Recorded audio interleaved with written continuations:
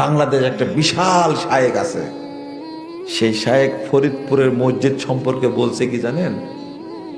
বলছে যে ওটা তো মসজিদ ছিল না, ওটা একটা মক্তব ছিল। তাহলে বোঝা গেল যে মক্তব পুড়িয়ে দেওয়া কি ফরজ, মসজিদ পুড়িয়ে দেওয়া যাবে না।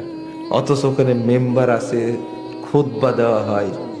আপনাদের প্রিয় শায়েক ওটাকে মসজিদ তো মনে করেনি, বলছে এটা মক্তব চলছিল। এই বেকুব, মক্তব কেন? আমার যদি টয়লেট থাকে তুমি ভাঙবে কেন? তোমার অধিকার কে দিয়েছে?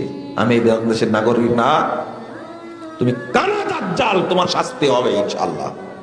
তুমি মসজিদ পুড়িয়ে দেওয়ার পক্ষে কথা বলেছো, কাউকে ছাড় দিবেন না আল্লাহ ইনশাআল্লাহ। আপনারা দেখতে পাবেন, বেঁচে থাকেন আপনারা, আল্লাহ আপনাদেরকে হায়াতে তয়্যিবা দান করুক।